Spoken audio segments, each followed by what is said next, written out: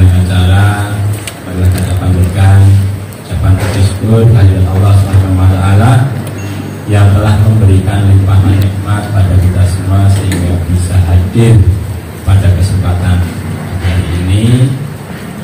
Mudah-mudahan pertemuan di pagi hari ini nanti bisa membawa manfaat bagi kita, bisa memberikan tambahan pengetahuan maupun informasi-informasi buat kita semua. Kali ini memang kami tujukan untuk menghadapi momen Hari Raya Idul Adha, di mana biasanya di dalam kesempatan Hari Raya Idul Adha ini ada berbagai aspek yang terlibat, dan salah satunya nanti adalah berkaitan dengan penyediaan hewan kurban. Karena berbagai perkembangan situasi yang ada dari kondisi kesehatan ternak, administrasi di dalam perjalanan terjadi kendala, ini akan merugikan. Nah, kami sedapat mungkin memfasilitasi dalam arti kami berikan informasi bagaimana tata cara mendapatkan SKKH, seperti apa persyaratan. Pak, memang sudah belum? Sudah. Apa SKKH itu? Surat keterangan kesehatan hewan. Keterangan kesehatan hewan. Berarti ini adalah suatu syarat untuk panjenengan bisa mengirim ternak keluar daerah.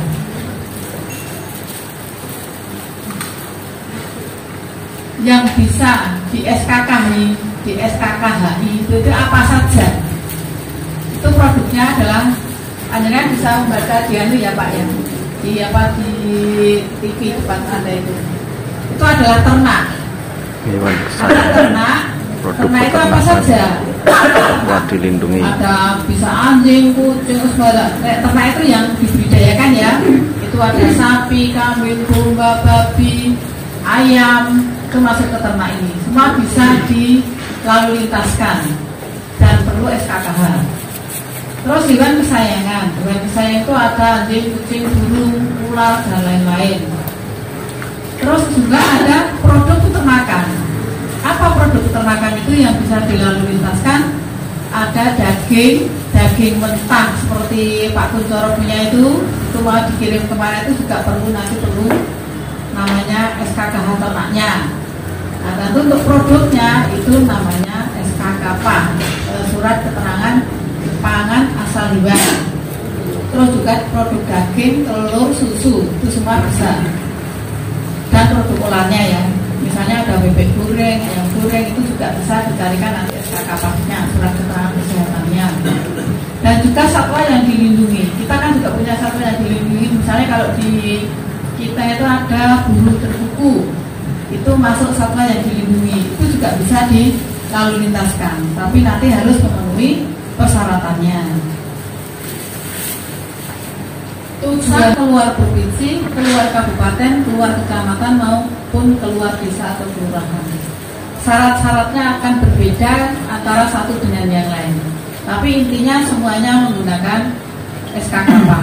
Kalau ke luar negeri itu nanti yang berhak memasukkan atau mengeluarkan itu adalah di tingkat kementerian Jakarta sana. Dengan UC itu untuk memasukkan atau mengirimkan ternak sampai ke Jakarta sana. BPN PTSP, jadi lewat Dinas Penanaman Modal dan Pelayanan Satu Pintu, namanya DPN PTSP, itu yang ada di Jakarta sana. Kalau keluar pulau gimana? Ya di provinsi, keluar provinsi juga di provinsi. Kalau keluar kabupaten panjenengan kebetulan untuk izin masukannya itu tidak perlu sampai ke DPN PTSP. Tapi kalau memasukkan itu harus ada izin dari DPM PTSP. Terus untuk yang keluar kecamatan yang diperlukan cuma surat keterangan pemeriksaan. Jadi misalnya panjenengan mengirim ke, ada orang minta misalnya Pak Kuntoro, wah saya misalnya dari Baki beli ke tempat Pak Kuntoro, nah bisa minta, Pak saya minta data pemeriksaan hewannya, itu bisa saya minta bahwa ternak itu betul-betul sehat. Itu nanti ada bukti pemeriksaan dari dokter hewan yang harus jenengan kasihkan kepada yang minta. Keluar daerah atau kurang juga bisa, meminta itu bisa, panjenengan tidak bisa menolak, layani saja nggak apa-apa. Nah ini untuk pemeriksaan yang untuk hewan kurban, kita untuk pemeriksaan maupun SKKH-nya sifatnya gratis, khusus untuk hewan kurban.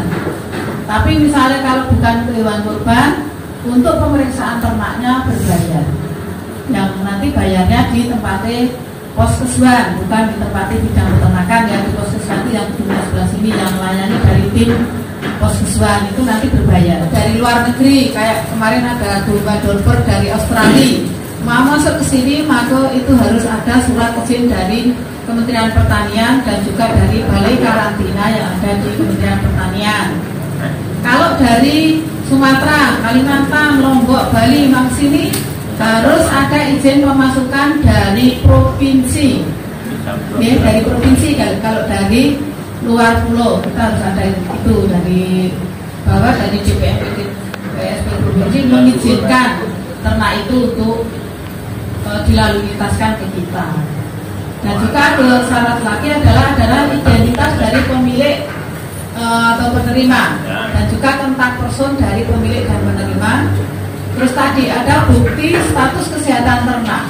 Status kesehatan ternak itu hasil pemeriksaan dokter hewan yang ada di situ, itu ada masa berlakunya. Jadi 2 minggu sebelum dikirim itu maksimal ternak harus sudah diperiksa sama dokter hewan untuk nanti diterbitkan SKKH. Terus juga ini ada status wabah daerah asal dan daerah penerima. Kalau dulu misalnya atau sekarang lah ada kasus avian influenza pada unggas. Misalnya dari ada pengiriman misalnya dari Lombok mau mengirim unggas ke sini. Kebetulan di sana pas ada AI, ada kasus AI, maka tidak bisa dikirimkan. Ternak itu tidak bisa masuk ke kita. Atau kalau dulu awal-awal PMK, kalau sekarang juga ada LSD, itu kalau daerah asal ternak itu ada kasus wabah seperti itu, maka dia sebenarnya sudah tidak bisa mengirimkan ke daerah yang belum ada wabah. Tapi kalau sekarang kan sudah ada ya, PMK, AI semuanya sudah merajai, semuanya ya sudah terkena ya. Itu boleh, tapi tetap harus ada surat keterangan kesehatan hewan dari dokter hewan. Layak enggak dia untuk dilalu lintaskan. Terus juga ada hasil laboratorium. Hasil laboratorium itu untuk kasus-kasus AI, brucellosis. Misalnya kita mau mengirimkan atau mengambil ternak dari Bali, itu harus ada surat bebas antrak, jembrana, sama sana kasusnya Pak brucellosis misalnya, seperti ada kasus seperti itu, maka harus ada hasil lab. Jadi ternaknya yang mau dikirim itu harus dilabkan dulu kalau dia memang betul-betul bebas penyakit, kalau nanti dikirim. Jadi panjenengan kalau mau mengirim itu nggak boleh 1 bulan itu sudah dimintakan ke kita, SKKH-nya itu sudah dimintakan, nggak boleh. Permintaan itu adalah 1 minggu sebelum dikirim. Makanya panjenengan tadi tak kasih belangko permohonan itu ya. Kalau untuk korban kan biasanya sudah banyak permintaan untuk pengiriman barang itu. Jadi 1 minggu sebelum dikirim itu panjenengan baru mulai bisa mengurus apa SKKH-nya. Nanti itu berlaku di sana sampai 1 bulan. Sebelum dikirim, barang atau ternak diperiksa terlebih dahulu dengan cara barang dibawa ke kantor atau petugas datang ke lokasi.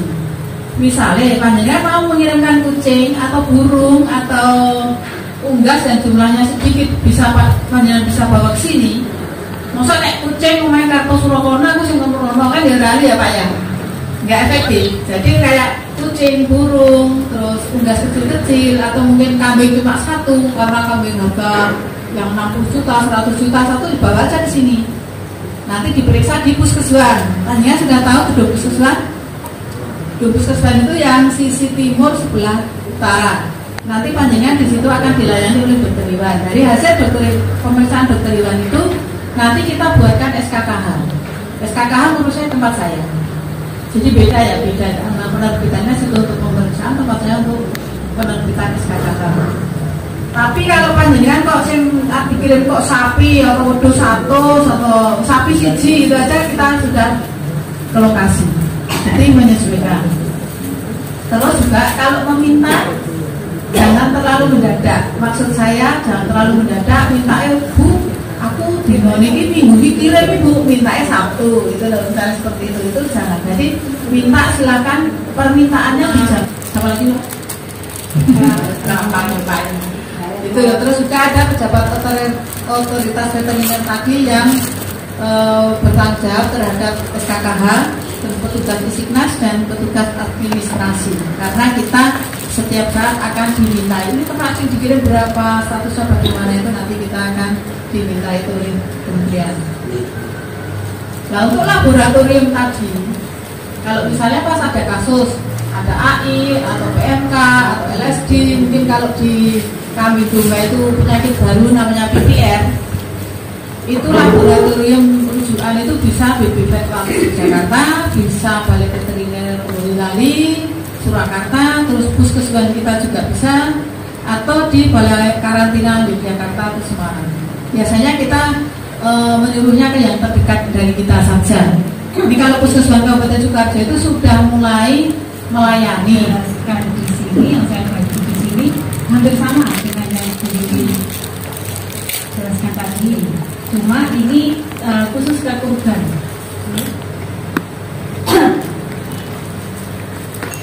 Nah, kalau untuk kurban ini ada syarat dan tata cara pengiriman ternak. Nah, kebijakannya itu ada di Peraturan Menteri Pertanian Nomor 17 Tahun 2023 tentang tata cara pengawasan lalu lintas hewan, produk hewan dan media pembawa penyakit hewan. Oke.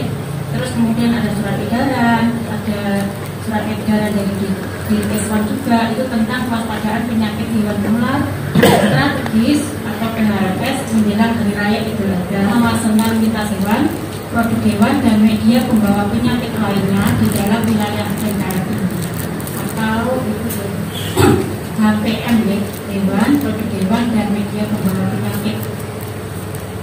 Yang pertama yaitu lalu lintas HPM dapat dilakukan antar wilayah atau kawasan dalam satu pulau atau kelompok pulau dan antar surat rekomendasi pemasukan dari kabupaten atau kota tujuan. Kemudian ternak telah mendapatkan vaksinasi PMK minimal 1 kali.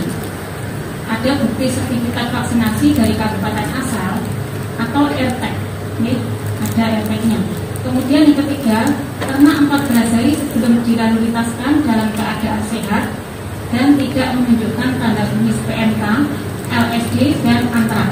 Itu ada bukti sertifikat veteriner dari POP kabupaten atau kota asal hewan. Kemudian kalau yang antar provinsi itu syaratnya yang pertama surat rekomendasi pemasukan dari provinsi tujuan. Kemudian ada surat rekomendasi pengeluaran dari provinsi asal. Yang ketiga memenuhi persyaratan teknis kesehatan hewan sesuai yang disyaratkan daerah tujuan. Nah kalau syarat ini tergantung daerah tujuannya.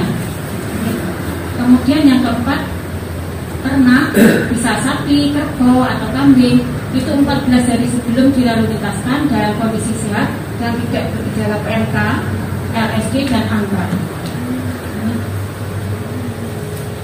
Intinya itu bapak-bapak. Kemudian kalau untuk sertifikat veteriner itu informasi yang dimuat diantaranya itu ada jenis dan jumlah HPM-nya, identitas dan atau alamat unit usaha pengirim, kemudian identitas dan atau alamat unit usaha penerima, tempat pemeriksaan HPM, jenis alat angkutnya, kemudian nomor rekomendasi pemasukan dan tadi sudah dijelaskan di sini. Kemudian telah divaksinasi minimal 21 hari sebelum dilalulitaskan. Ini terutama untuk antar provinsi ya. Kemudian apabila hewan tidak divaksin, dan tidak ada bukti hewan itu telah divaksin, syaratnya tidak menunjukkan gejala klinis ASD dengan dibuktikan SKKH. Kemudian dilakukan isolasi selama 28 hari sebelum dilakukan. Kemudian bisa dilakukan uji laboratorium dengan metode PCR secara rutin maksimal 5 sampel dengan hasil negatif. Nah, untuk PCR ini biayanya lumayan mahal. ASD tadi di 1. Menurut Fatwa MUI nomor 34 tahun 2023, itu untuk ternak calon hewan kurban, kambing dan domba dengan gejala klinis subakut, demam dengan suhu tubuh 39 sampai 40 derajat, hewan tidak menunjukkan gejala klinis parah dan sembuh dalam waktu 10 sampai 14 hari. Itu hukumnya sah dijadikan hewan kurban. Itu menurut Fatwa MUI. Nah, untuk gejala klinis PPR itu sendiri antara lain cairan pada mata dan kelihatan bukan Pak? Iya. Salah satu ya. Kalau dibaca terlihat ribet ya persyaratannya, tapi itu sebenarnya kalau panjenengan kerjakan itu cepat juga. Jadi langsung dikirim form dari sana, di print, diisi, kemudian di scan, tinggal kirim.